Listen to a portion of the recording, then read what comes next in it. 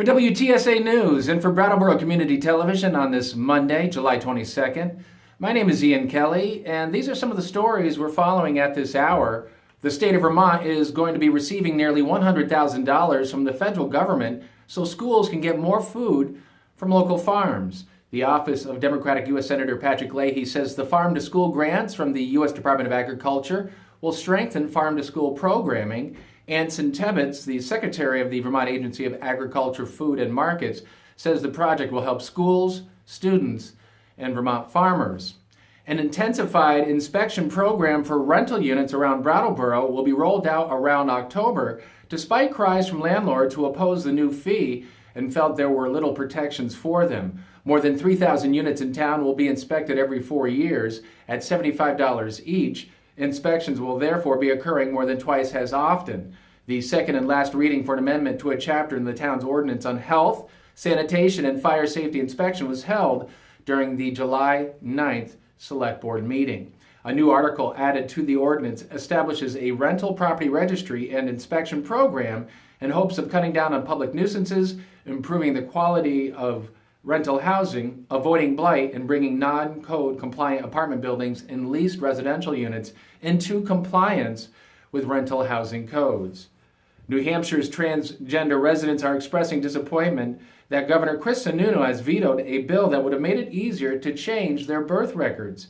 The bill, passed by the Democrat-led legislature, would have allowed transgender men and women and those who don't identify as either male or female to change their name and gender information on their birth certificates after getting notarized statements from healthcare providers. New birth certificates would be issued, but the original certificates would also be kept. In his veto message on Friday, Sununu said there already is a reasonable process to change a gender designation.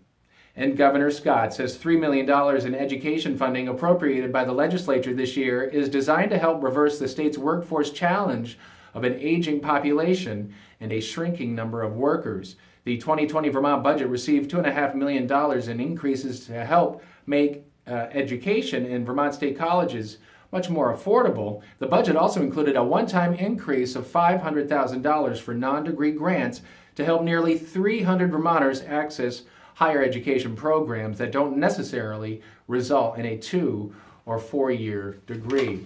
WTSA Sports, the Red Sox lose to the Orioles 5-0 yesterday. Andrew Cashner gets hit up and beat up by his former team. Boston visits Tampa Bay today. Eduardo Rodriguez on the mound. The first pitch is actually scheduled for tonight. First pitch at 7:05. Yankees lose to the Rockies. Charlie Blackmon hit a homer off of James Paxton. Colorado 8, New York 4. Yankees visit the Twins tonight. CC Sabathia on the mound for the Bombers. First pitch is at 8:10. And congratulations today to the Brattleboro age 9 to 11 Little League All-Stars. They're Vermont State champions today after a big win over the weekend. Way to go again, 9 to 11 age Little League All-Stars right here in Brattleboro. For WTSA News and for Brattleboro Community Television on this Monday, July 22nd, my name is Ian Kelly.